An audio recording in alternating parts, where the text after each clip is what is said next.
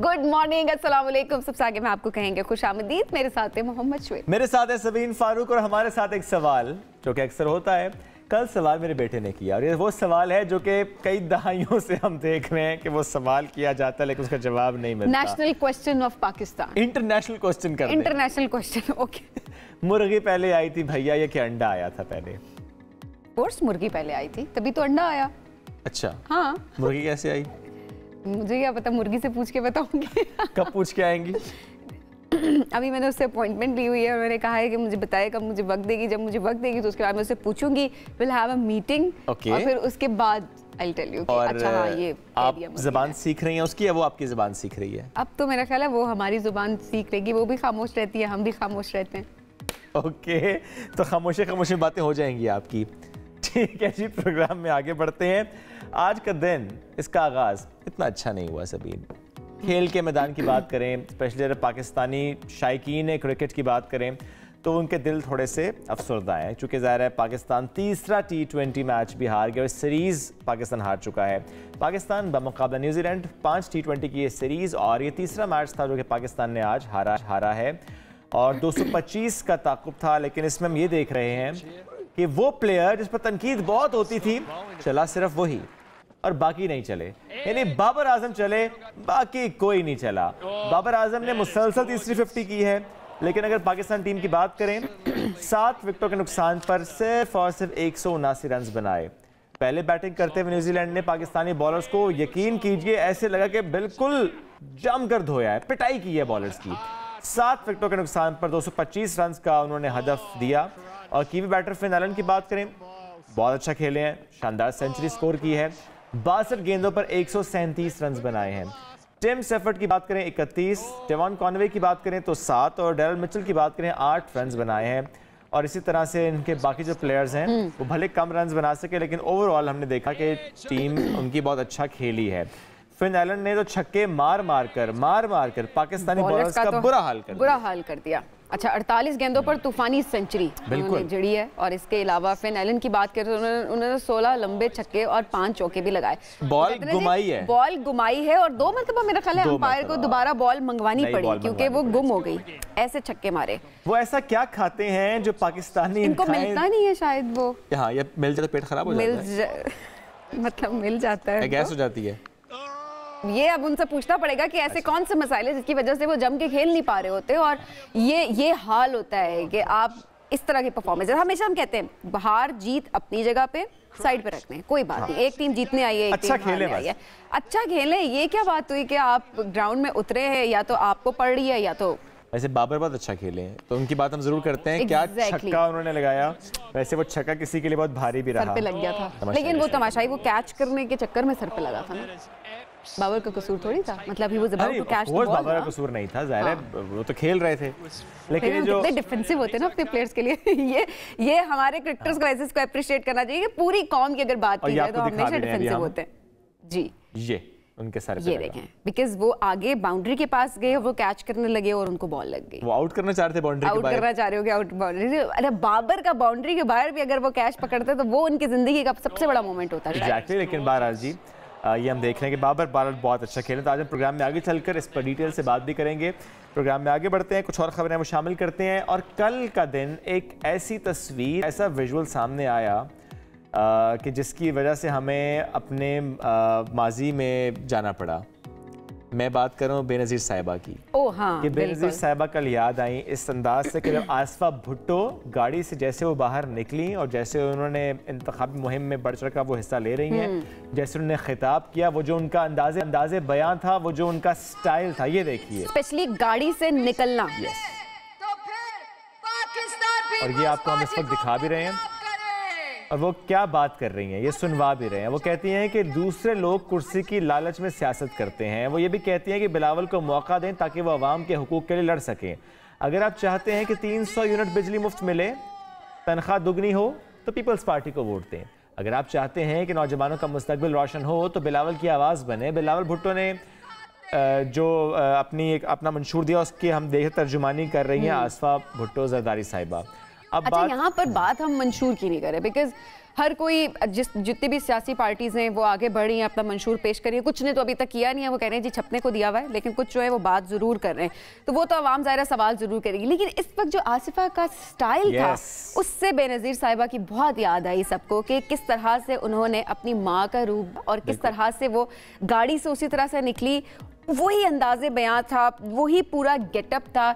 ऐसा लगा कि जैसे बीबी हमारे सामने है। अब ऐसे में सभी कुछ लोग ये सवाल भी करते हैं कि लॉन्च बिलावल क्यों कर दिया? आसफा मेरा ख्याल है उनको तैयार कर रहे हैं। ओके, ये तो आवाम को भी नजर आ रहा है, उनको भी तैयार कर रहे हैं। किस लिए? जब कोई और फेल हो जाएगा तो देखिए, अब वो वाली बात है कि हम बेसिकली हम अगले ना 3 माह की प्लानिंग भी नहीं कर पा रहे होते, 3 साल की भी। हमारे तो ज़ाहिर हालात ऐसे आम आवाम है, हमें तो मुश्किल, हम कहते हैं जी आज गुजर जाए किसी तरह, कल की कल देखी जाएगी। तो वो अगले 30 सालों की प्लानिंग कर रहे होते हैं। Absolutely right. क्योंकि वो एक खानदान के अंदर एक खानदानी सियासत और वो वाली चीज देखी जाए तो ये सारी सियासी जमातों में इकट्ठे लॉन्च नहीं करते ना, तो वो इकट्ठे नहीं करते, बारी बारी ये प्लान नजर आ रहा है, बट ऑब्वियसली देखा जाएगा आगे चल के। वो इकट्ठे इसलिए भी लॉन्च नहीं करते कि आपस में लड़ाई ना हो जाए। आपस में लड़ाई ना हो जाए, क्योंकि हमने देखा है कि छोटे भाई और बड़े भाई की भी बहुत लड़ाई होती है। चले जी, उनके बच्चों की भी, उनके बच्चों की भी। अब वो ना माने, मतलब वो खानदानी सियासत है, वो वाकई खानदानी सियासत बन जाती है। चले जी, बढ़ते हैं आगे प्रोग्राम में और बात करते हैं मौसम की। आज हमने कहानी घर घर की कर दी ना, मौसम की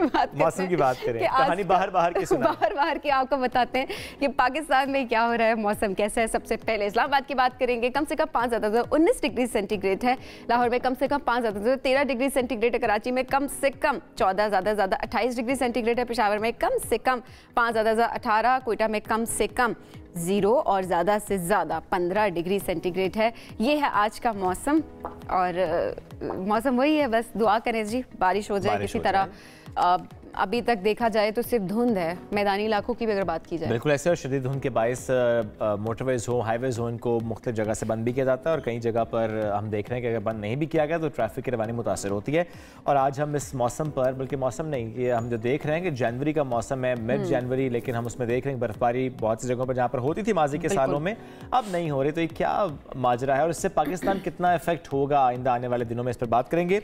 लेकिन अगर बर्फ हो जाए शुएब, तो वो जाहिर है हम सबको बड़ी अच्छी लगती है, इंसान बड़ा उसको हम पसंद भी कर रहे होते हैं। हमने तो मरी भी ब्लॉक करके देख लिया कि पता चल जाए कि सिर्फ बर्फ हो रही है तो वो सब लोग वहाँ पर जाना शुरू हो जाते हैं। लेकिन अब जो खबर है वो हम आपको बता रहे हैं कि किस तरह से बर्फबारी में सिर्फ इंसान ही नहीं बल्कि जानवर भी किस तरह से उसको एंजॉय करते हैं। अमेरिका की हम बात कर रहे हैं। अमेरिका में वायरल एक वीडियो हुई है जिसमें बर्फानी जो ऊँट है वो किस तरह से बर्फ को एंजॉय कर रहा है। और एक तरह से देखा जाए तो वो देखें, एक म्यूजिक भी है, वीडियो है जिसको हम अभी आपको दिखा भी रहे हैं, वो किस तरह से एंजॉय कर रहा है। स्नोफॉल है, बर्फ उसके ऊपर पड़ी है, अटकेलियां कर रहा है वहाँ पर। तो ये ऊँट को बहुत ज़्यादा लोग अप्रिशिएट भी कर रहे हैं। तो हम ये बात कर रहे हैं कि किस तरह से हर जानदार जो है वो एंजॉय कर रहा होता है इस तरह के मंजर को। बिल्कुल ऐसा ही है, और ऐसे लग रहा है सबीन के उसने ना कोई फन पारा तख्लीक दी है लोट पोट होकर उस बर्फ के ऊपर। अच्छा, जब इसी बर्फबारी का हम जिक्र करते हैं तो आपको कनाडा लेकर चलते हैं। वहाँ की रियासत है अल्बर्टा, और यहाँ पर टेम्परेचर इतना डाउन हुआ है, उबलता हुआ पानी अगर आप हवा में फेंकें तो पहले ही बर्फ बन जाता है, और अगर आप अंडा तोड़कर फ्राई पैन में डालें तो गिरने से पहले ही जम जाएगा। और अगर गर्मा गर्म नूडल्स आप मुंह में डालेंगे तो इससे पहले कि मुंह में पहुंचे वो जम जाएंगे। टिश्यू पेपर का रोल, ये भी बर्फ बनकर फजा में मुल्लिक हो जाता है। तो ये कल से हम देख रहे हैं कि सोशल मीडिया पे बहुत वायरल हुए हैं मनाजिर कि गर्मा गर्म खाना भी जैसे ही बाहर आया तो वो एकदम जम गया। और टिश्यू पेपर का रोल अगर थोड़ा सा आपने वेट किया, वाटर उसमें है और आपने उसे ऐसे ऊपर किया तो फौरन जम गया। अच्छा, मैं कभी इसको एक्सपीरियंस करना चाहूंगी। वैसे ठंड मुझे कुछ ज्यादा पसंद नहीं, ये विजुअल मैंने एक्सपीरियंस करना है कभी। मैं एग्जैक्टली वही कह रही हूँ कि एक्सपीरियंस की हद तक, ऑब्वियसली रहने की हद तक तो थोड़ा सा मुश्किल लग रहा है, थोड़ा नहीं बल्कि बहुत ही मुश्किल लगता है। लेकिन ये विजुअल्स, इस तरह की चीजें एक्सपीरियंस करने का बड़ा शौक है। ये अंडा देख, जमा हुआ अंडा कभी देखा? एग्जैक्टली, मतलब वो फ्राइंग पैन में गया नहीं है, उससे पहले जो है वो जम गया है। तो बहरहाल ये हम देख रहे हैं जी वहाँ पर इस वक्त सर्वाइव करते होंगे वैसे। अगर वेरी टफ, घरों से बाहर निकलते ही ज़ाहिर है बहुत मुश्किल हो जाता है। अंदर तो जो आपके सेंट्रली हीटेड होता है अगर, लेकिन वो सिस्टम एकदम बैठ जाए तो फिर मसला भी हो जाता है। अच्छा, एनीवेज जी, जब हम बात कर रहे हैं मौसम की और बात कर रहे हैं सख्त मौसम की, तो ऐसे में दुनिया का सबसे बड़ा आइसबर्ग आखिरकार एंटार्क्टिका आइस शेल्फ से मुकम्मल तौर पर अलग हो चुका है। 4000 मुरब्बा किलोमीटर पर मुहित ये आइसबर्ग है और इसको अलग होने में 35 बरस लगे हैं। ये आपको हम इस वक्त दिखा भी रहे हैं। ये सबसे बड़ा आइसबर्ग है और 3 बल्कि 3.5 दहाइयाँ लग गई इसको इससे अलग होते होते, लेकिन मुकम्मल तौर पर इस शेल्फ से ये अलग हो चुका है। चले बढ़ते हैं आगे, दीगर खबरें शामिल करते हैं। अच्छा, कल एक बहुत ही खतरनाक सी वीडियो, अफसोसनाक वीडियो सोशल मीडिया पे आई, और अमूमन इस तरह के विजुअल्स जो हैं वो कैप्चर बहुत कम हो रहे होते हैं। अल्लाह करे कभी कैप्चर करने की नौबत ना आए, बट चिली में एक खतरनाक तैयारा हादसा पेश आया है जिसकी वीडियो इस वक्त सोशल मीडिया पर वायरल हो रही है। और इतलात के मुताबिक हादसे का शिकार बनने वाला छोटा तैयारा सड़क किनारे लगी आग पर काबू पाने की कोशिश कर रहा था कि इस दौरान ही बिजली की तारों से टकरा गया और इसमें आग लग गई। वीडियो में जिस तरह से हम दिखा भी रहे हैं इस वक्त देखा भी जा सकता है कि तैयारा हादसे का शिकार बनने के बाद जो कलाबाजियाँ खाई हैं उसने काफ़ी ज़्यादा, और उसके बाद वो हाईवे पर आकर गिर गया था और उसके बाद उसको पूरी तरह से आग लग गई थी, आग ने लपेट में ले लिया था। अच्छा, अब इसके बायस ज़ाहिर है जो पायलट है उसकी डेथ हो गई थी और कम से कम 4 और अफराद वो ज़ख्मी हुए हैं। ये अफसोसनाक वाक़या जो आपसे हमने शेयर किया। आगे बढ़ते हैं, कुछ और खबरें वो शेयर करते हैं। पाकिस्तानी टैक्सी ड्राइवर की बात करते हैं। उसकी ईमानदारी ने अमरीकी व्लॉगर क्रिस लेविस का दिल जीत लिया। सोशल मीडिया पर इस वक्त इस्लामाबाद में मौजूद अमरीकी व्लॉगर का एक क्लिप वायरल हो रहा है जिसमें देखा जा सकता है कि वो दामने को जाना चाहते हैं, लेकिन ऑनलाइन टैक्सी सर्विस उनकी राइड्स बार बार कैंसिल करती है। जिसके बाद वो एक मकामी टैक्सी ड्राइवर से बात करते हैं, उनसे पूछते हैं कि वो दामने को जाना चाहते हैं, कितने पैसे लोगे। और क्रिस लेविस ये सोच रहे थे कि टैक्सी ड्राइवर उनको गैर मुल्की समझकर ज़्यादा पैसों का मुतालबा करेगा, लेकिन उसके बरअक्स टैक्सी ड्राइवर अब्दुल ज़मीर इन्होंने सिर्फ 700 रुपये का मुतालबा किया। क्रिस लेविस को ड्राइवर की ईमानदारी बहुत पसंद आई और उन्होंने उसे दामने को पहुंचने पर 5000 रुपये दिए। और वीडियो में देखा जा सकता है क्रिस लेविस बहुत साफ उर्दू में बात करते हैं, जिसके बारे में उनका कहना है कि पाकिस्तान आने से पहले उन्होंने उर्दू सीखी ताकि बात करने में समझने में खासी आसानी हो, और ये हमें नज़र भी आ रहा है। ठीक है, शुक्रिया। देर मनाना, बहुत शुक्रिया, बहुत शुक्रिया। क्या बात है, ये पाकिस्तान की हॉस्पिटैलिटी है, बेशक है, मेहमान नवाज कौम। एग्जैक्टली। बढ़ते हैं आगे जी। आज जिसकी बर्थडे है उन सबको बर्थडे विश करते हैं। सबसे पहले बात करते हैं सज्जल अली की। आज उनकी बर्थडे है। नौजवान अदाकारा, जिंदगी की 30 बहारें देख ली हैं और कई मशहूर ड्रामे जिसमें उन्होंने अदाकारी के जौहर दिखाए, आज उनकी बर्थडे मनाई जा रही है। तो हैप्पी बर्थडे सज्जल अली। और रंगरेजा जो हम टीवी के साथ उन्होंने प्रोजेक्ट किया था, उसका OST भी बहुत अच्छा था, भी हमने आपको दिखा रहे हैं, और इसके अलावा और भी बहुत सारे प्रोजेक्ट्स हैं जो कि सज्जल ने किए हैं। तुझे पाऊं खुद हो जाऊं रंगरेजा, रंगरेजा, रंगरेजा, रंगरेजा। एक गाना बड़ा वायरल भी हुआ था और इन्होंने OST अपने ड्रामे का खुद गाया था। बिल्कुल जी। आगे बढ़ते हैं। अजीम बॉक्सर मोहम्मद अली, आज उनका भी यौम पैदाइश है। मोहम्मद अली जिन्होंने अपने करियर में 61 फाइट्स खेली और उन 61 फाइट्स में 56 में कामयाबी हासिल की। तो आज उनका भी बर्थडे है और ज़रा अजीम बॉक्सर मोहम्मद अली, उनकी हम बात कर रहे हैं, उनके करियर की थोड़ी सी बात हमने की और उनकी बर्थडे का हम जिक्र कर रहे हैं। बढ़ते हैं आगे, कुछ और खबरें शामिल करते हैं। वैसे एक बार फिर कह रहे हैं जिसकी आज बर्थडे है, जिसको हैप्पी बर्थडे, मेरे भाई की आज बर्थडे, उनको भी हैप्पी बर्थडे। तो जिसकी हैप्पी बर्थडे जी सबको, जिसकी सालगिरह है। सबके नाम तो ज़ाहिर नहीं ले पाते हम, लेकिन पूरे पाकिस्तान में जिसकी भी सालगिरह आज हैप्पी बर्थडे। और इसके साथ आज का दिन बड़ा अहम है, बहुत अहम है। 17 जनवरी आज हम टीवी 19 बरस का हो गया। आज 19th एनिवर्सरी है हम टीवी की। तो ज़ाहिर है हम इसका हिस्सा हैं, इस फैमिली का हिस्सा। It's an honour for us as well. और ज़ाहिर ये 19 साल बहुत ही ज़बरदस्त रहे हम टीवी के लिए, और जिस तरह से सफ़र चल रहा है आगे, यही दुआ, यही उम्मीद कि उसी तरह से तरक्की की मंजिलें तय करता रहे हम टीवी। इट्स अ फैमिली, हम हमेशा ये बात कहते हैं। और हम तब कहते हैं कि हमसे पाकिस्तान, हमसे पाकिस्तान। चले आगे बढ़ते हैं और इससे पहले कि दीगर खबरें शामिल करें, एक ब्रेक की तरफ जाएंगे, ब्रेक से वापस आते हैं, साथ रहिए। इस वक्त हमारे साथ एक ऐसी शूटर मौजूद हैं जिनका निशाना कभी खता नहीं जाता, और वो अपनी इस बेहतरीन सलाहियत से पूरी दुनिया में पाकिस्तान का नाम रोशन कर रही हैं। हम बात कर रहे हैं कशमाला तल्लत की, जिन्होंने इंडोनेशिया में एशियन शूटिंग चैंपियनशिप में सिल्वर मेडल जीतकर पेरिस ओलंपिक्स के लिए क्वालिफाई कर लिया है, और इस तरह वो गुलफाम जोसेफ और GM बशीर के बाद इस मेगा इवेंट के लिए क्वालिफाई करने वाली तीसरी पाकिस्तानी शूटर बन गई हैं। अच्छा, इसके अलावा अगर बात की जाए कशमाला की, तो गुज़िश्ता साल उन्होंने एशियन गेम्स में में भी ब्रॉन्ज मेडल उन्होंने जीता था, और अपने इस टैलेंट के हवाले से वो क्या कहती हैं और आगे क्या उनका पेरिस ओलंपिक्स के लिए क्या इरादा है, कैसी तैयारी है, और क्या ओवर एक्साइटेड तो नहीं होगी फिलहाल, जो कि होना बनता है फिलहाल के लिए। कशमाला हमारे साथ मौजूद है। कशमाला, बहुत शुक्रिया प्रोग्राम करने के लिए। कशमाला, कैसी तैयारी है? सबसे पहले तो क्वालिफाई करके पेरिस ओलंपिक्स के लिए कैसा लग रहा है, क्या फीलिंग्स है इस वक्त? अल्हम्दुलिल्लाह अल्लाह का बहुत शुक्र है कि अल्लाह ने मुझे इस बहुत बड़े ऑनर से नवाजा है और अचीवमेंट से नवाजा है, और मेरे लिए वो एक नाकाबिले यकीन सी एक चीज़ थी जो मुझे बहुत मतलब मिल तो गई थी, लेकिन मुझे उसका एहसास बहुत देर बाद आया। लाइक मैं एक शौक में थी कि मैंने इतना बड़ा ऑनर अचीव कर लिया, और वो भी अपने नेशन पाकिस्तान के लिए। कशमाला, ओवरऑल जर्नी कैसी रही? अल्हम्दुलिल्लाह ओवरऑल जर्नी बहुत अच्छी रही। अगर मैं बात करूं कि शुरू से बात करूं तो मदर के इंट्रोडक्शन से लेके इंट्रोड्यूस कराने से लेके मेरे कोचेस की मेहनत, कोच कैसे मीर, उसके बाद डिपार्टमेंट की तरफ से फैसिलिटी की जो प्रोविज़न है सारी, जुनैद की तरफ से हर तरह की इक्विपमेंट और हर तरह की फैसिलिटी प्रोवाइड की गई मुझे।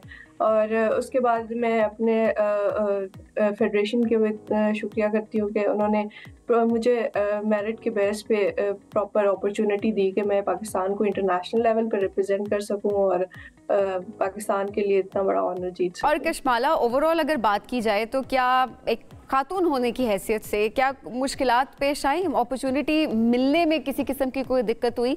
क्योंकि आप जब शूटर का जिक्र आता है आपके माइंड में वैसे भी जब आ रहा होता है तो इतनी स्टीरियोटाइप्स हैं यहाँ पर, और इस तरह का हम कॉन्सेप्ट बना देते हैं कुछ खेलों के बारे में भी, कुछ ऐसी एक्टिविटीज़ के बारे में कि उससे मदद कर सकते हैं। तो उस हवाले से कॉन्फिडेंस बिल्ड करना और उसके बाद उसको गेन करके आगे चलना, क्या इसमें कोई मुश्किलात हुई? इस चीज़ में अल्लाह का बहुत शुक्र करती हूँ कि अल्लाह ने एक तो टैलेंट दिया हुआ था, उसके बाद मैं अपने पेरेंट्स के बहुत शुक्रगुजार हूँ कि उन्होंने मुझे ये कॉन्फिडेंस दिया है कि ये स्टीरियोटाइप्स टाइप कोई चीज़ नहीं होती। लाइक वी कैन, अल्लाह ने सबको बराबर हकूक़ दिए हैं, और आप अपनी मेहनत पूरी करें, आप अपनी कोशिश पूरी करें, बाकी अल्लाह की मर्ज़ी होती है। उसके बाद कोचेस ने मुझे हमेशा बैकअप रखा, और उन्होंने मुझे कभी भी मतलब इस तरह की कोई मुश्किल में आने नहीं दिया। और सबसे ज़्यादा जो है मेरे डिपार्टमेंट के हेड का जुनैद, जिन्होंने हमें प्रॉपर फैसिलिटीज़ प्रोवाइड की, और उन्होंने कोई ऐसी चीज़ नहीं छोड़ी कि लड़कियों के लिए नहीं है और लड़कों के लिए है। उन्होंने अल्हम्दुलिल्लाह सबको एक साथ लेके चले, और रिजल्ट सबके सामने है। और कशमाला, अभी पेरिस ओलंपिक्स कब है, कितना वक्त है, क्या तैयारी है, क्या प्लानिंग है? अगस्त में पेरिस ओलंपिक स्टार्ट्स हो रही हैं। हमारे ऑलमोस्ट हमारा जो प्रोग्राम है वो शेड्यूल हो चुका होगा अब तक, और आगे हमारे ट्रेनिंग कैंप्स हैं जिसमें हम इंटरनेशनली भी जाके ट्रेनिंग कैंप्स अटेंड करेंगे और नेशनल लेवल पे भी करेंगे। कॉम्पिटिशन्स हैं जो हम अटेंड करेंगे, जिससे हमारा एक तो कॉन्फिडेंस बूस्ट होगा। उसके बाद हमारी जो डिफरेंट कोचेस के साथ इंटरेक्शन के साथ हमारे जो कैंप्स लगते हैं उसमें ये होता है कि आपकी जो शॉर्टकमिंग्स हैं उसको हम ओवरकम करते हैं। वैसे आर्मी मार्क्समैनशिप यूनिट ने कोचेस हायर किए हुए, इंटरनेशनल कोच भी हायर किए हुए, लेकिन डिफरेंट कोचेस से इंटरेक्शन से ये होता है कि आपको जो बहुत सारी ऐसी चीज़ें होती हैं जो शायद आप मिस कर रहे होते हो, वो उसमें आप ओवरकम कर सकते हो। ओवरकम करते हैं। ज़ाहिर है जो वीकनेस है उस पर आपने काम करना होता है। इट्स अ बिग इवेंट जिसके लिए आप तैयारी करें। Kashmala, all the best for that event. साथ मौजूद थी, हमसे गुफ्तगू कर रही थी। ब्रेक से वापस आएंगे, साथ रहिए। वेलकम बैक जी। सियासी गहमा गहमी में बिल आखिर नून लीग भी अखाड़े में उतर आई है। मरियम नवाज ने जलसों का आगाज कर दिया है। सीनियर रहनुमाओं की अगर बात की जाए और बाकी पार्टी लीडर्स, उन्होंने अपने अपने हलकों में वर्कर्स कन्वेंशंस और कॉर्नर मीटिंग्स भी शुरू कर दी हैं। लीगी कायद मियां नवाज शरीफ भी आज से मैदान में उतरेंगे। इंतखाबात सिर्फ देखा जाए तो अब तकरीबन 20-22 दिन हाँ इतनी दूरी पर हैं, और सब यही सवाल उठा रहे हैं कि आखिर नून लीग की इंतखाबी मुहिम इतनी ताखीर से क्यों शुरू हुई, इतना लेट क्यों? शायद यकीन अब आया। अच्छा, एनर्जी नहीं लगाना चाह रहे थे। लेकिन पीपल्स पार्टी की अगर हम बात करें सबीन, वो ताबड़तोड़ हमले कर रही है नून लीग पर। हमने कल भी इस पर बात की थी। हम ये देखते हैं बिलावल भुट्टो दिन में कई मकामात पर कारकुनान का लहू गरमाते नजर आते हैं, और नून लीग को मुसलसल निशाने पर रखा हुआ है। एक जुमला जो उनकी तरफ से बार बार कहा जाता है कि शेर छुप कर बैठा हुआ है। तो जाहिर है ये सवाल तो फिर उठता है कि ये क्यों है ऐसा। 21 अक्टूबर के बाद अभी तक नहीं, अब तो आज से आएंगे ना। वो भी जरा पूछते हैं अब इसमें एक सवाल और भी है सबीन की, जो पहले टिकटों की तकसीम का मामला था, तो क्या मुस्लिम लीग नून इसका जो अंदरूनी खलफशार है ये पार्टी की इंतखाबी मुहिम को नुकसान पहुंचा रहा है या कि नहीं, मामला सॉर्ट आउट हो चुका है? क्योंकि ज़रा कई रहनुमा नाराज हुए, कुछ ने आज़ाद हैसियत में इलेक्शन लड़ने का ऐलान भी किया। अब ऐसे माहौल में क्या होगा, चूँकि कायद नवाज शरीफ पार्लिमानी बोर्ड मीटिंग्स पर हम देखते हैं कि नाराज़ रहनुमाओं के मसाइल हल करते रहे। अब ऐसे माहौल में 20-22 दिन की इंतखाबी मुहिम क्या नून लीग को वो नताइज दिला पाएगी जिसकी तवक्को की जा रही है? जबकि तहरीक इंसाफ की तरफ से कहा जा रहा है कि नून लीग ने अपने इंतखाबी मुहिम का आगाज़ तब किया जब PTI से बल्ला छिन गया, इससे पहले अवाम में निकलने का उनमें हौसला नहीं था। अब दूसरी जानिब जलसों में लीगी नायब सदर और चीफ ऑर्गेनाइजर मरियम नवाज के निशाने पर PTI है। उनका कहना है कि दहशतगर्द जमात को इंतखाबी निशान नहीं मिल सकता। इस पर बात कर लेते हैं। हमें इस वक्त ज्वाइन कर चुके हैं सेक्रेटरी जनरल नून लीग और हल्का NS60 जेलम से उम्मीदवार हैं बिलाल अजहर कियानी साहब। बहुत शुक्रिया, आपने हमने तो वक्त दिया। बिलाल साहब, पहला सवाल तो यही करना चाहेंगे, जो तनकीद PTI की तरफ से की जा रही है आप पर कि जो ही उनसे बल्ला छिना आप फील्ड में उतर गए। जी बिस्मिल्लाहिर्रहमानिर्रहीम, बहुत शुक्रिया जी अपने मॉर्निंग शो में मुझे दावत देने का। देखिए, बात यह है कि हमारा जो इलेक्शन का प्लान था, हम बिल्कुल उसी के तहत चल रहे हैं जो हमारा डे 1 से था। अच्छा। हम हमेशा ये कहते आए थे कि जब हमने पार्लियामेंट्री बोर्ड को तश्कील दे दिया और उसके बाद पार्लियामेंट्री बोर्ड के जब इंटरव्यूज का सिलसिला शुरू हुआ, तो आपने देखा कि नवाज शरीफ साहब ने फर्दन हर कैंडिडेट को पूरे मुल्क से उन्होंने खुद इंटरव्यू किया। वो एक्सरसाइज काफी कॉम्प्रिहेंसिवली की। उसके बाद टिकट्स के फैसलों का एक मरला था। अब जब वो गुजर गए तो हमने हमेशा ये कहा था कि उसके फौरन बाद ऑन द ग्राउंड कैंपेन शुरू होगी, जिसमें आपको हमारी सारी लीडरशिप नजर आएगी। नवाज शरीफ साहब भी आपको उसमें नजर आएंगे, शहबाज शरीफ साहब भी आएंगे। मरियम नवाज साहबा को आपने ऑलरेडी देख लिया है, वो कनाडा में जबरदस्त जलसा हुआ उनका। कल उन्होंने अपने हल्के में लाहौर में कैंपेन की। तो ये this was always the plan. इसका हमारी किसी और जमात से किसी और चीज से कोई कनेक्शन नहीं था। हमारे 8 फरवरी के पोलिंग डेट के मुताबिक जो हमारा अपना स्केड्यूल था, जो यानी आप अपने शेड्यूल के मुताबिक चल रहे हैं बिलाल साहब। चूंकि कहा गया था कि नवाज शरीफ साहब 17 तारीख को जलवागर होंगे, कहाँ पे होंगे? जी इंशाल्लाह आप देखेंगे कि उनका पहला जलसा हाफिजाबाद में होगा। अच्छा। और इंशाल्लाह जी आप देखेंगे कि इंशाल्लाह ये और यही जलसा आज है, यही प्लान है। अभी कंफर्म हो जाएगा। नहीं जी, कंफर्म अभी हो जाएगा 1-2 दिन में इंशाल्लाह। तो आप देखेंगे आज से नवाज शरीफ साहब ने सामने आना था आवाम के, यानी इसमें डिले हो गया है?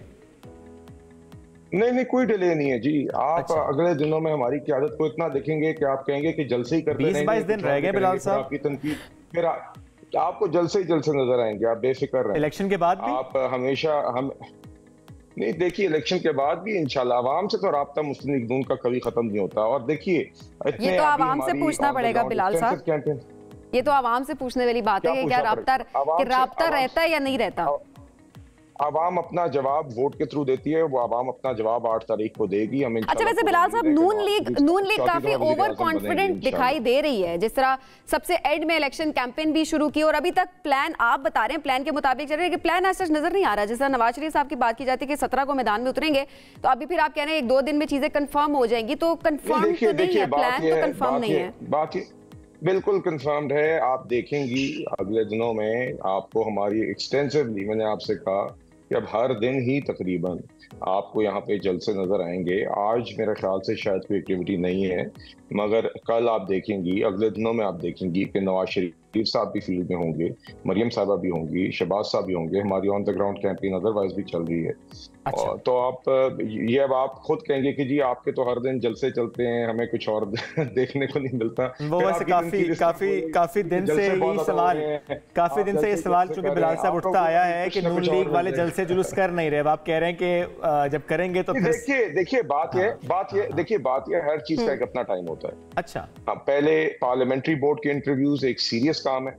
हम अपने बोर्ड के, हमारे पास हर हल्के में 3-3, 4-4 कैंडिडेट्स होते हैं जो कि अहल होते हैं। हमने बड़ी संजीदगी से, नवाज शरीफ साहब ने हर क्रेजी के साथ वो काम खुद चेयर किया। सुबह से शाम तक वो बैठे, हफ्तों बैठे और उन्होंने इंश्योर किया, फिर बाद में डिलिबरेशंस हुई टिकट्स के फैसलों के लिए, वो भी बड़ी संजीदा तरीके से हुई। और तो देखिए वो एक अपनी जो उसको ड्यू टाइम चाहिए था वो मिल गया। अब हमारी कैंपेन का टाइम है, अब आपको देखेंगे, अब आप देखेंगे कि ऑन द ग्राउंड आपको कैंपेन भी नजर आएगी, और वो हल्के बिलाल साहब सतह पे भी नजर आएगी, वो हल्के जहां पर नून लीग के, चूंकि आपने खुद कहा कि हर हल्के से ज्यादा उम्मीदवार थे, लेकिन वो हल्के जहां से वाकई उम्मीदवार ज्यादा थे और ऐसे उम्मीदवार थे जो कि बहुत करीबी या तो थे या हैं, कुछ तो ऐसे ना जब नहीं थे, नहीं रहे, आप लोगों के साथ छोड़ दिया आप लोगों को, तो ये नुकसान नहीं हुआ उन हल्कों में PMLN को, जिन हल्कों से आपके उन रहनुमाओं ने छोड़ दिया? दानियाल अजीज साहब का हल्का देख लें, फॉर दैट मैटर और बहुत से हल्के हैं जहाँ पर नाराजियां सामने आई हैं। नहीं, देखिए बात ये कि जब एक टिकट एक शख्स को मिलना होता है और जमात हमेशा कोशिश करती है कि जहाँ पे 2-3 इस तरह उम्मीदवार होते हैं वो सब अपना केस प्रेजेंट करते हैं, और हमने देखा है कि इन majority of the cases 90% plus cases हमेशा की तरह जो नवाज शरीफ साहब और पार्लियामेंट्री बोर्ड फैसला करते हैं, जमात के सारे लोग और एप्लीकेंट्स उसको तस्लीम करते हैं और फिर जो हमारा मुत्तफिका कैंडिडेट होता है उसको इंडोर्स करके उसको सपोर्ट करते हैं। ये this has been the secret of PMLN success over the decades, और अभी भी हम ये इंश्योर करते हैं, क्योंकि देखिए जो हमारे कारकुनान होते हैं जिनने जमात के लिए मेहनत की होती है, उन सबको उनकी ड्यू रिस्पेक्ट, उनको उनकी ड्यू, ये बात अहम है बिलाल साहब, लेकिन उसमें ये सवाल भी अहम है फिर, एक तरफ आप लोग ये कहते हैं कि हमें हर हल्के में से बहुत से उम्मीदवार नजर आते हैं जो कि ख्वाहिशमंद होते हैं टिकट के, और दूसरी तरफ हमें यह भी नजर आता है कि आपके कायदीन हो या आपके रहनुमा हो, एक से जायद हल्कों से इंतखाब लड़ते हैं, वो एक से लड़ लेना, बाकी जगह छोड़ दें, मौका दे दें अपने उन साथियों को।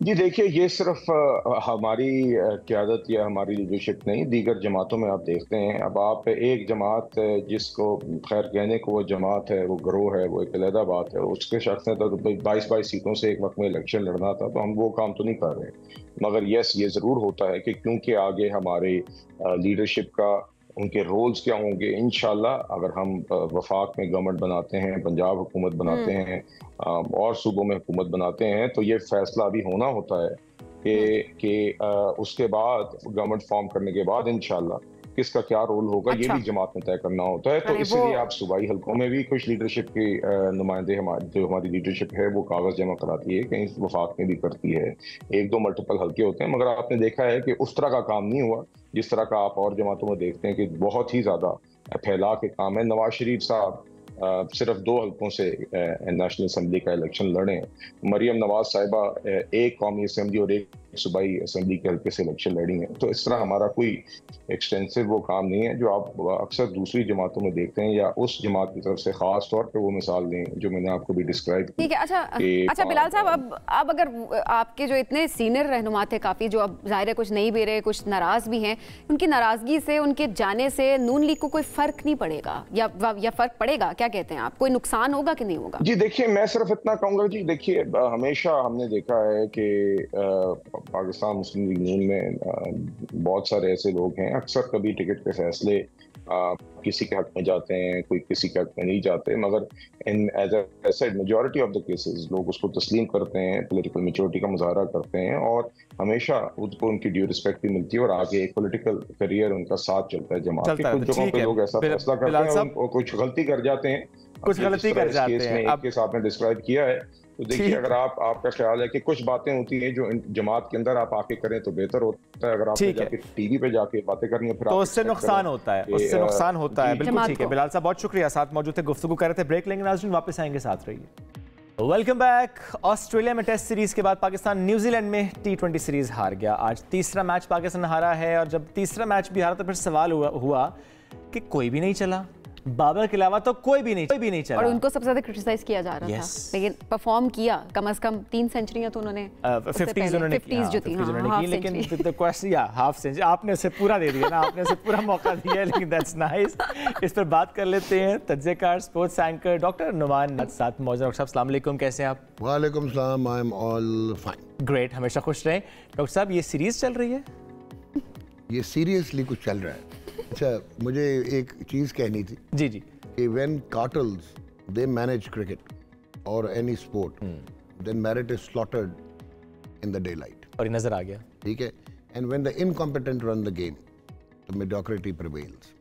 This is a story of self infliction. हमने अपने आप को खुद नोच के तबाह किया, बर्बाद किया एजेंडाज पे, और ये एंटायर बाबर स्मीयरिंग कैंपेन, ये हमारे पर्सनल गोल्स को अचीव करना था, एक जो है franchise of the Pakistan super league, उनका तनाज़ा हो चुका था बाबर के साथ, तो हमने पता नहीं किस किस को यूज़ नहीं किया as a tool to hurt Babar Azam, और नजर आता गया। और फिर हमने जो अनफॉर्चुनेट चीज़ है कि जो आपकी custodians of cricket and Pakistan cricket board, वो भी उस राह पे चल निकले।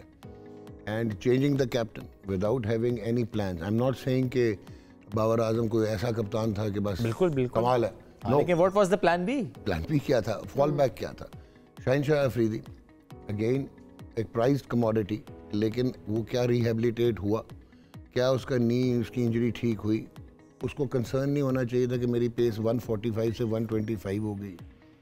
उसके बाद आकिब जावेद हमारे बड़े दोस्त हैं and a very fine gentleman, वो आए थे हारिस रऊफ को बचाने के। जी वनडे क्रिकेट का तो वो बोले नहीं था, हमने ट्रेन किया था T20 इंटरनेशनल के लिए। तो नजर आ मैंने गया, आकिब से पूछना कि T5 के लिए किया था या T2.5 के लिए किया था। महंगे तरीन साबित हुए। 16 गेंदों पे 60 है Yes. क्योंकि 8 डॉट बॉल्स हैं। यस, ठीक है। अच्छा, फिर आपकी जो वर्स्ट चीज़ हो रही है इस सीरीज़ में जो आपने पूछा, अनफॉर्चुनेटली आपकी टीम मैनेजमेंट ऐसे लग रहा है कि at loggerheads with the players, okay, और ये प्लेयर्स को इम्पेल किया जा रहा है, कंपेल किया जा रहा है, फोर्स किया जा रहा है कि किसी तरह जो है ना उनकी बात मानी जाए जो कि मैनेजमेंट में लोग हैं। और आप समझ गए मैं किसकी तरह इशारा कर रहा बिल्कुल हूँ। सही है। उनका मैनेजमेंट में क्या एक्सपीरियंस था, उनका कोचिंग में क्या एक्सपीरियंस था, उनकी कितनी रेटिफाइड डॉक्यूमेंटेशन थी एज ए कोच। आपने डायरेक्ट स्टूडियो के दरवाजे से निकाल के उनको जहाज चढ़ा दिया, तो फिर you are bound to get such results. Openers आपकी इंटेंट अच्छी है, स्ट्राइक रेट भी अच्छा है, बट पावर प्ले में कोई सर्वाइव ही नहीं करता। बिल्कुल सही है। तो अगर पहले 6 ओवर में आपने सर्वाइव ही नहीं करना तो आपका मैकेनिज्म आगे क्या है? उसके बाद आपका जो नंबर 5 और 6 है वो परफॉर्म ही नहीं कर रहा। अच्छा, ज़रूरी नहीं है कि जाके आपने हर ball you have to hit out of the park, you can not be Finn Allen. Yes, Finn Allen is Finn Allen तो ठीक है, 16 छक्के इनिंग्स में यार, मतलब बॉल घुमाई सर। उसने आज नहीं, उसने आज थोड़ा सा लिहाज भी किया। अच्छा, हाँ, मेरा ख्याल है। तरस आ गया? उसने कहा ज़्यादा तरस आ गया। एम्बैरेसमेंट ना हो। तो यार we have made mockery of cricket. Babar Azam is the best thing that has happened to cricket in decades. In decades, बहुत ठीक है। जबरदस्त जुमला आपने And अदा he किया। is one of the finest of all generations of Pakistan cricket. तो यार आप अपने स्टॉक को ऐसे बर्बाद तो नहीं बर्बाद तो करते, ना करो। ठीक सही है। बात अच्छा, ही इज नॉट, अच्छा फिर मुझे नहीं समझ आई ये साइंस क्या है। He is not a finisher, वो बिल्डर है, वो कंसोलिडेटर है, वो अपना रोल कर रहा है। तो बाकी क्या करते हैं उन्होंने, डग आउट में क्या करना है, सियासत कर रहे हैं, डांस कर रहे हैं, डिस्को कर रहे हैं। एक्चुअली जो चीजें हम देख रहे हैं वो पॉलिटिक्स मैनेजमेंट में हम बहुत ज्यादा It's not जिसका only- इम्पैक्ट प्लेयर्स पे भी आ रहा है और जाहिर है हमारी क्रिकेट इससे मुतासिर हो रही है। डॉक्टर साहब, इसमें प्लेयर्स की सिलेक्शन से लेकर प्लेयर्स की परफॉर्मेंस तक हर स्टेज पर सवाल उठते हैं, लेकिन ऐसे में जो कहते थे कि ओपनिंग जोड़ी उससे बड़ी उम्मीदें थीं, चेंज करके भी देख लिया, कुछ ना हुआ।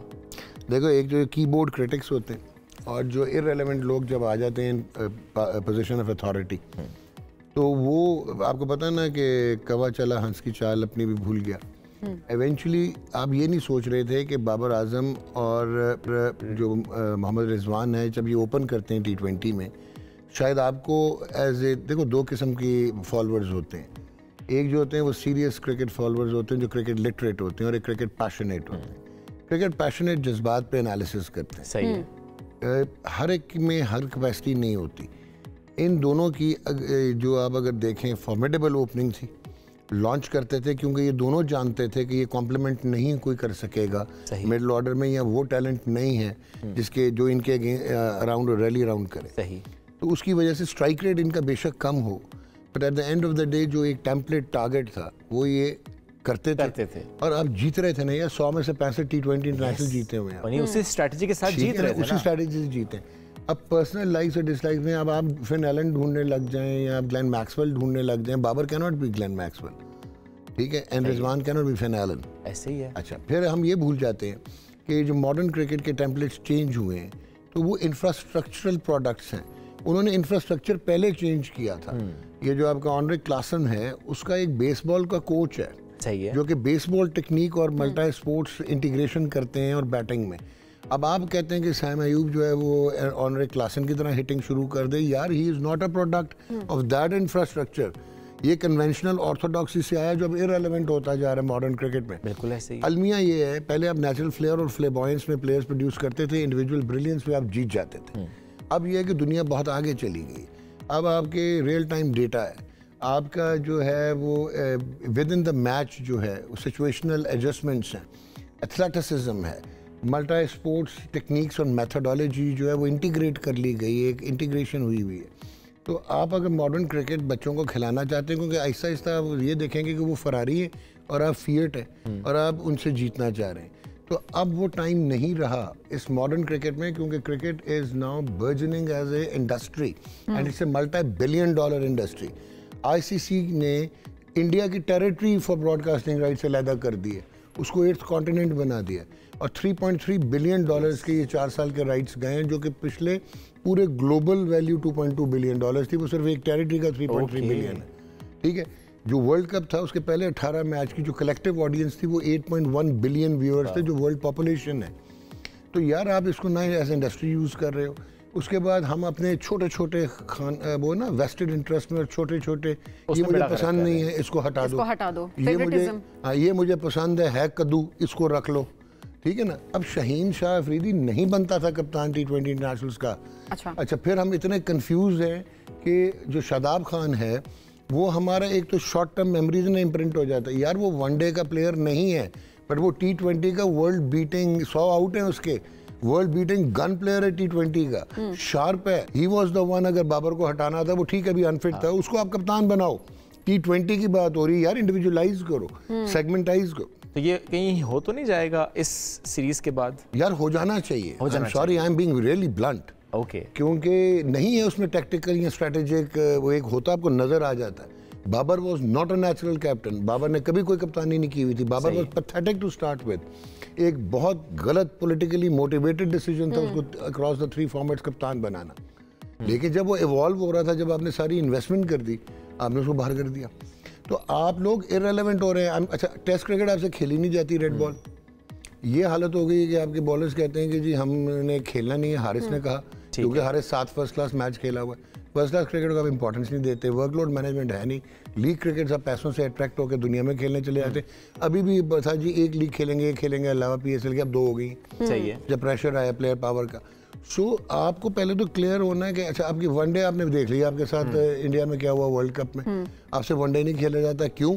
क्योंकि वनडे भी एक शॉर्टर वो है version of test match cricket. लेकिन डॉक्टर साहब अगर वैसे भी देखा जाए तो हमारे कुछ प्लेयर्स बहुत अच्छे हैं, स्पेशली बॉलिंग हमारी हमने फेल होती देखी है, सो वो भी परफॉर्म नहीं कर पा रहे। क्या इनसिक्योरिटी है, जिस तरह से इतनी अनसर्टेनिटी हमें नजर आ रही है टीम में, उन्हें भी है कि जी आज हैं कल निकाल दिया जाएगा, और वही उनके माइंड में चल रहा होता है? एक तो ये है कि बिल्कुल अनसर्टेनिटी है, क्योंकि फेवरिज्म बहुत चलता है यहाँ पे, कार्टर जिसको कबीला सिस्टम राशिद कहता है वो है। एक और चीज़ है, बच्चे आपके पीछे में खड़ा हो जाऊं seconds before you are going on air, और मैं कहूं तूने इसमें नहीं बैठना, तूने इसमें बैठना, तूने यूं करके बैठना, so obviously you won't be able to perform ना। Thank you very much. So this is what is happening. वो प्रोफेसर साहब जो हमारे हैं, Hafeez is a darling, is such a good gentleman, his contributions can not be forgotten for Pakistan as a cricketer. But यार हर बंदा man manager नहीं होता, सही बात है, हर फन मौला नहीं होते आप। मतलब दुनिया में ऐसी मिसालें हैं, वो बुकैनन था ऑस्ट्रेलिया का, जो कि क्रिकेट नहीं खेला हुआ था, लेकिन उससे बड़ा क्रिकेटिंग स्ट्रैटेजिस्ट और कोच को ही नहीं था। Coaching is a full time job, not only a full time job, but it is a complete subject. इसमें आपकी ह्यूमन इंटरेक्शंस आती हैं, इसमें आपकी ऑब्जर्वेशनल स्किल्स आती हैं, इसमें आपके एनालिसिस आते हैं, इसमें आप मार्जिनलाइज करते हैं वीकनेसेस को, मैक्सिमाइज करते हैं स्ट्रेंथ्स को, उसके बाद आप देखते हैं, फिर मैपिंग करते हैं, प्लानिंग करते हैं, पूरी साइंस है, पूरी साइंस है। अब मैं आपके पास स्किल ही नहीं है और मैं आपको एक ऐसा एक टारगेट दे दूंगा, यार ये आपने अचीव करना है, आप कैसे करोगे? रियलिस्टिक नहीं होगा ना, रियलिस्टिक नहीं होगा ना। अब मुझे ये देखना है कि साइम अयूब अगर रिजवान ओपन कर रहे हैं तो इन दोनों की स्ट्रेंथ्स क्या हैं, उस स्ट्रेंथ्स के मुताबिक मुझे एक प्लान इवॉल्व करना है। और न्यूजीलैंड को देखते हुए जिन्होंने प्लेयर टू प्लेयर एनालिसिस किया होता है, मैचअप्स किए होते हैं, वो कहते हैं हम तजर्बे कर रहे हैं।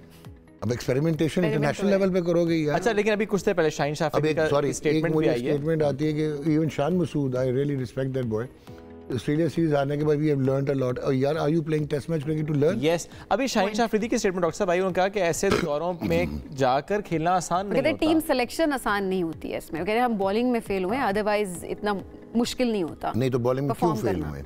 आप इंटरनेशनल क्रिकेट खेल रहे हैं, अंडर 19 तो नहीं खेल रहे, अब अंडर 23 तो नहीं खेल रहे, अब डोमेस्टिक क्रिकेट तो नहीं खेल रही, और representing Pakistan, you playing international cricket.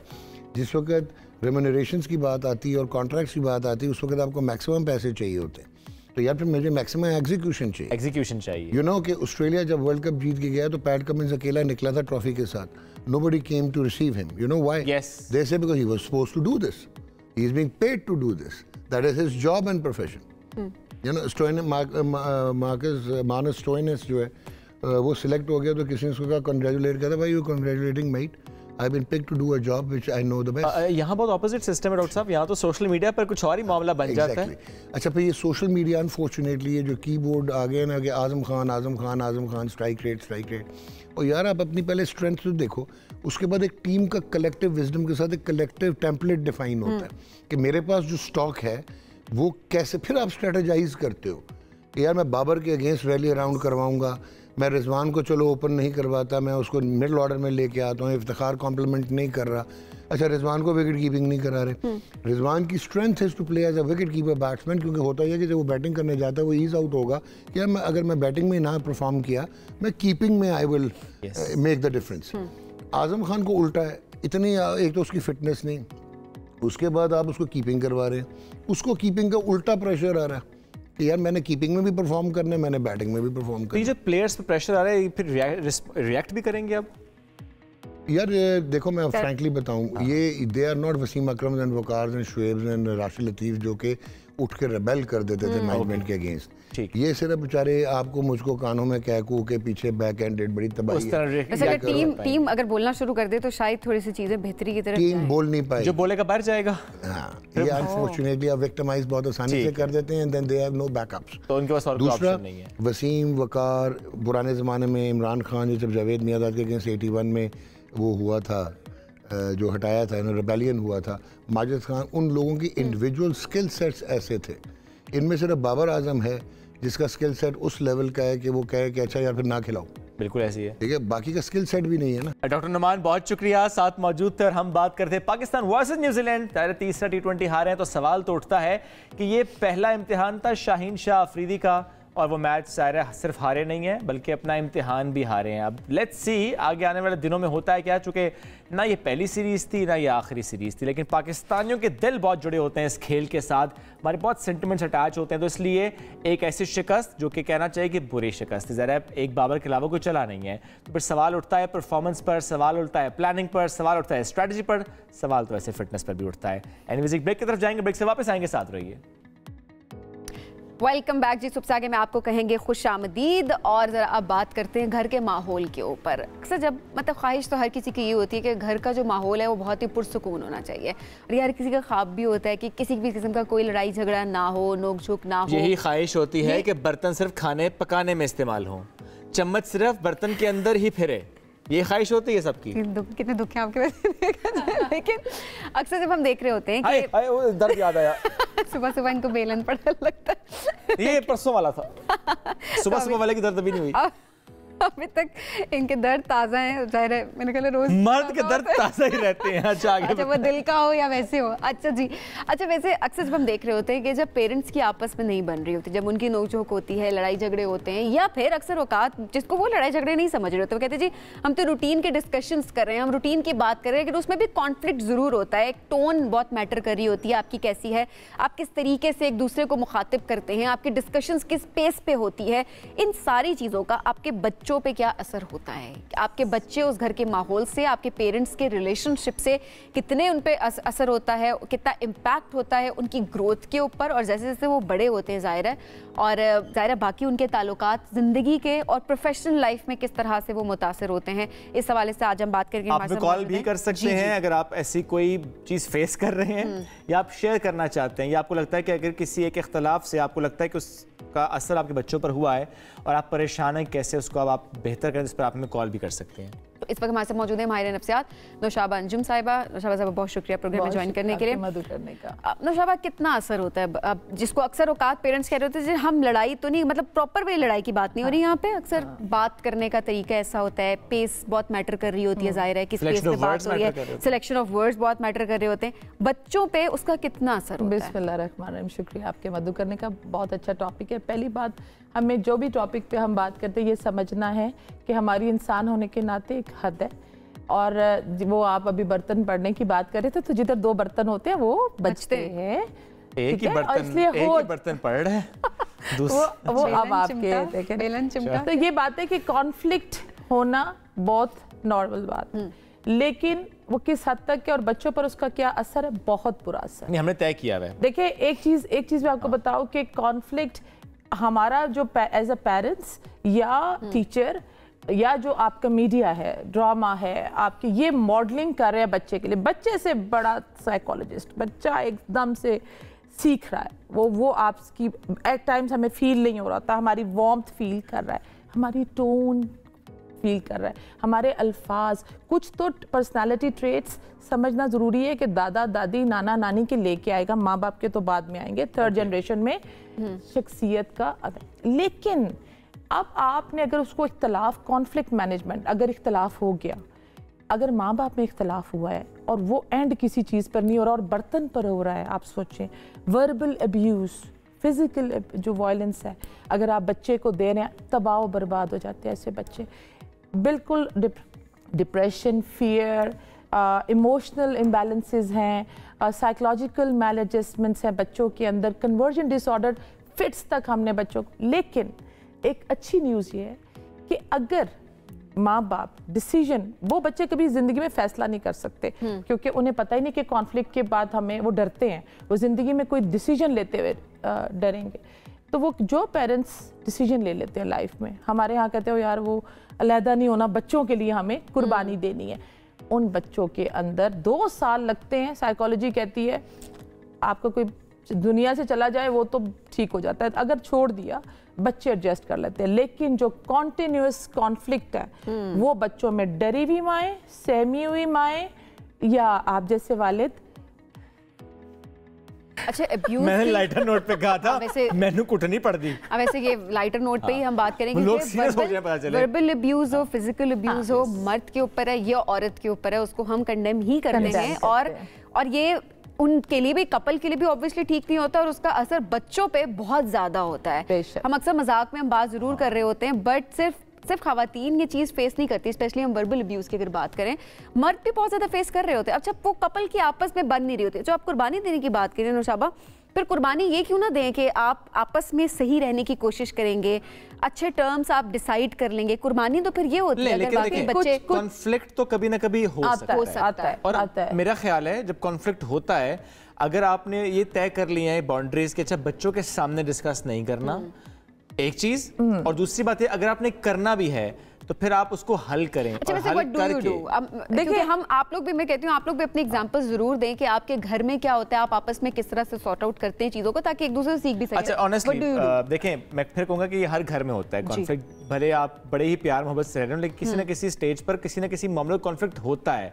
ये तय कर लिया हमने, बच्चों के सामने हमने कॉन्फ्लिक्ट शो नहीं करना, स्पेशली अगर वो मामला बच्चों से जुड़ा है। जैसे हम अक्सर देखते हैं नौशाबा कि बच्चों की तरबियत के मामले पे, बच्चों के ग्रेड्स के मामले पे, बच्चे की किसी शरारत के मामले पे माँ कहती है आपके बच्चे ने ये किया, वो कहता है तुम्हारे बच्चे ने किया, फिर आपने खराब किया। हाँ, आपने खराब किया। अब देखिए वो कॉन्फ्लिक्ट की भी नोयत है। मैं समझती हूँ कि छोटे छोटे जलजले जो आते हैं वो अच्छे होते हैं, वो बहुत बड़ा अर्थक्वेक नहीं आने देते, टूट जाते हैं रिश्ते। कम्युनिकेशन रखें, इतनी स्पेस रखें कि बात की जाए। कम्युनिकेशन स्किल्स बच्चों को बिठाकर, आप कहते हैं हम सामने नहीं आने देते, मेरे ख्याल में आप बात करें, बच्चों को पता हो कि क्या क्या प्रॉब्लम्स है। अब वो अगर मटेरियल है, अगर वो मटेरियल आप बच्चों को, अब ये वो बात है, वो पेरेंट्स जो कि कंसर्न है, अगर आप परिंदे की तरह अपने बच्चों को एक बर्ड आई व्यू देकर, जैसे परिंदा अपने बच्चों को हवा में एक सोलो फ्लाइट के लिए छोड़ता है, अगर आपने औलाद इसलिए पैदा की है अपने लिए कि आपने बड़ा होकर उसको कोई लीडर बनाना है, आपने उसको स्कूल्स अमेरिकन में डालने हैं या किस स्कूल में डालने, अपने स्टेटस के लिए बच्चों को बड़ा कर रहे हैं, अगर आपने एक अल्लाह ताला सुभाना ताला ने जो आपको ब्लेस किया कि एक औरत अगर ये समझे, मैं समझती हूँ कि हमारी माँ का किरदार साइकोलॉजी भरी हुई है, और माँ बनाने में पहले वो बेटी है, बाप का, मर्द के बगैर औरत कभी भी, आज हम इधर बैठे हम बात कर सकते, अगर आप एक औरत को इज्जत नहीं देते मर्द, या वो इज्जत वो सोसाइटी में उसको आगे मिले ना मिले, वो इज्जत की वैल्यू करेगी, अपनी इज्जत की भी वैल्यू करेगी और वो इज्जत सोसाइटी को देगी। नौशाबा, हम बच्चों के ऊपर ज़ाहिर इम्पैक्ट की बात अभी कर रहे हैं, जो टॉपिक हमारे साथ चल रहा है, कॉल्स भी साथ जरूर करें। नौशाबा, किस तरह से वो बच्चे आगे चल, अब लेट्स सपोज एक बच्चे ने अपने घर में सिर्फ लड़ाई झगड़े देखे, वो कुछ काफी सारे बच्चे जो कि पेरेंट्स के आगे नहीं बोलते, कुछ तो शायद बोल जाते हो लेकिन काफी सारे नहीं बोल रहे होते और वो खुद एब्जॉर्ब कर रहे हैं उन चीज़ों को, वो सहम रहे होते हैं। उनकी पर्सनालिटी पे क्या असर होता है जब आगे उनकी शादियां होती हैं? वो फिर किस तरह का उनके अंदर चेंज आता है, या फिर अगर प्रोफेशनली आगे बढ़ते हैं तो क्या क्या उनकी पर्सनालिटी पे इसका इम्पैक्ट ऐसे होता है? बच्चे कभी भी देखें, स्कूल्स में आपको ग्रेड से ही पता चलता है बच्चों के ख़राब होने शुरू हो जाएंगे, अवॉइडिंग बिहेवियर होगा बच्चे का बहुत ज़्यादा, कम्युनिकेशन में गैप आएगा, आगे चल के वो बच्चा अटैचमेंट नहीं कर सकेगा, फेयर में रहेगा। डिसीजन जिंदगी में जब भी उसको लेने की बारी आएगी, पहली बात तो देखिए, मैं बहुत तकलीफ से ये बात कहती हूँ कि हमारा माशरा जिस बेहरा रवि से में जा रहा है और जिस स्पीड से हमारे ब्रेकअप्स और बच्चे शादी नहीं करना चाहते, आप उनको बता सकते हैं हम ये बात कि शादी करना वो करें जो अल्लाह का हुक्म है, लेकिन अगर हार जाएं, ब्रेकअप हो जाए तो क्या करना है? सारे ज़्यादातर लोग बात करते हैं शादी बचाने कैसे है। मैं ये बात करती हूँ कि अब जिस तरह अब हमारे पास अब रेशो आ रहा है, सपोज 3 शादियों में से 1 टूट रही है, इसका मतलब है कि अब हमें बड़ा वोकल होकर इसके ऊपर बात करनी चाहिए कि अगर टूट जाए तो क्या करना चाहिए, क्या पेरेंट्स को बच्चों का। एक कॉलर भी हमारे साथ, उनसे बात करते हैं, उनको शामिल करते हैं। याहिया साहब, याहिया अस्सलाम वालेकुम, कैसे हैं आप? वालेकुम सलाम, आप दोनों को सलाम हो, स्पेशली नौशाबा को बहुत सलाम हो। इनको मैं बड़े चैनल्स पे देख रहता हूँ और उन्होंने माशाल्लाह बहुत अच्छे तरीके से समझाती हैं और बैलेंस मामला रखती हैं, दोनों तरफ के एंगल्स को देखती हैं, तो ये माशाल्लाह इनका बड़ा टैलेंट है। अच्छा देखिए, बात है क्योंकि शेब मेरी शादी को खुद भी कोई 27 साल हो चुके हैं और मैंने बहुत लर्निंग की है। देखिए बात, मैंने जो चीज सीखी है ना, एज ए मतलब हस्बैंड में बात करूंगा, तो सबसे पहली ये चीज आपको सीखनी चाहिए, अगर आप एज ए हस्बैंड अपनी रिस्पेक्ट करवाना चाहते हैं तो आप अपनी बीवी की रिस्पेक्ट करना सीखें। ठीक है, आप ये नहीं कह सकते कि मैं तुम्हारा हस्बैंड हूँ तो मैं बादशाह हूँ और तुम्हें मेरी इज्जत करनी है, तो उसकी इज्जत करना बहुत जरूरी है। उसे मलका बनाए, खुद ही बादशाह बन जाएंगे। बिल्कुल। देखें, और एक बात है, मेरे वालिद ने एक बात सिखाई थी, तो शादी एक पैकेज है, कुछ अच्छाई और बुराई के साथ। जब आपका हस्बैंड या आपकी बीवी हो ना, तो उसमें थोड़े से बैलेंस करके चलें कि थोड़ी अच्छाई भी होगी, थोड़ी बुराई भी होगी, दोनों बैगेज आपने लेने हैं, सबसे बड़ी बात। दूसरी ये बात, और दूसरी, अगर आप लड़ रहे हैं आपस में, जैसे हम लोग कोई आइडियल कपल नहीं है, लेकिन मेरी और मेरी बीवी की बड़ी अंडरस्टैंडिंग क्रिएट हो चुकी है। मैं अगर हम घर अपने कमरे में लड़ते हैं, बड़ी शदीद लड़ाई भी होती है, लेकिन हम नीचे उतरते हैं, मेरी माँ बहनों के सामने हम अपना मूड सही कर लेते हैं, हम उनके सामने नहीं माहौल पेश करते, अपने बच्चों के सामने ऐसा माहौल नहीं पेश कर सकते। और ये सब मैंने लर्निंग की है। मेरा नौशाबा से सवाल ये, नौशाबा बात ही कि आजकल के दौर के अंदर होता ही कि जो बाप है ना, जो मर्द है, वो कहता है कि मेरी माँ ने, मेरे बाप ने तो ऐसा नहीं किया, मैं तो जो मेरे घर की रिवायत है मैं उसी तरह चलता हूँ। तो एक तो ये, दूसरी बात है कि बच्चे जाहिर है आजकल अवेयर हो गए हैं, अवेयर होते हैं, वो क्वेश्चनिंग कर रहे होते हैं जब माँ बाप लड़ते हैं, तो उनको कैसे टैकल किया जाए, और वो जाहिर है उन पर असरात भी आते हैं। और आपके ख्याल में टॉलरेंस एंड ट्रस्ट की कितनी अहमियत है किसी शादीशुदा जिंदगी में गुजारने की? ठीक नौशाबा जी, बहुत अच्छा सवाल है। देखिए पहली बात तो ये है कि अभी हम उस जनरेशन के अंदर है, मैं आपकी तारीफ़ का भी बहुत शुक्रिया देखने का याहिया साहब के लिए, कि हम उस बदनसीब जनरेशन के अंदर हैं, हमारी जो दिहाई के लोग हैं, कि हमारे अपने बड़ों की भी हमें इज़्ज़त करनी थी, हमें सुनना था उनकी बात, और हम गलत बात पर खामोश रहना जानते थे। आपकी जो जनरेशन है, अगर आप टॉलरेंस की बात कर रहे हैं, तो ये अपनी बदनसीबी समझ लें, आपको इसको भी जवाब देना है। इनके पास सवाल है, आप गूगल इनकी माँ हैं, हमारे पास एक ही सोर्स ऑफ इंफॉर्मेशन था, वो हमारी वालिदा, हमारे असातिज़ा कराम है, ये था या कोई एक चैनल चलता। आपके जो बच्चे हैं भाई, वो आपको चाहे आपके इतने नॉलेजेबल हैं, उनको सवाल चाहिए और प्लीज इनको जवाब दें। नहीं, अब इनको जवाब दें। और टॉलरेंस की जो बात करें, नहीं, मुझे सवाल भी है उनका एक, जिस तरह उन्होंने कहा कि बहुत से कपल्स में हम देखते हैं कि अगर लड़ाई हुई कमरे में हुई, बाहर आके उनका मूड ठीक था। अगर बच्चों को मालूम है कि लड़ाई हुई है या उनके सामने हुई है, या वैसे उनको उनके बिहेवियर से मालूम है कि माँ बाप की लड़ाई और बच्चे सवाल करते हैं, क्या करें वो पेरेंट्स? देखिए, आप उनको बताना चाहिए, बच्चों को डिनाइल में ना रखें। ठीक है, बच्चे समझते हैं बात को। मैं जो कुछ भी है, जैसे इन्होंने बड़ी प्यारी बात की कि हम बड़ों के आगे, ये जो हया है ना, हया, खुदा का वास्ता, ये हया जो है ना, हया का ताल्लुक आपके गेटअप से नहीं, और ये हया जो है, ये मॉरलिटी और एथिक्स है। हमें अपने बच्चों में ये ट्रांसफ़र करनी है।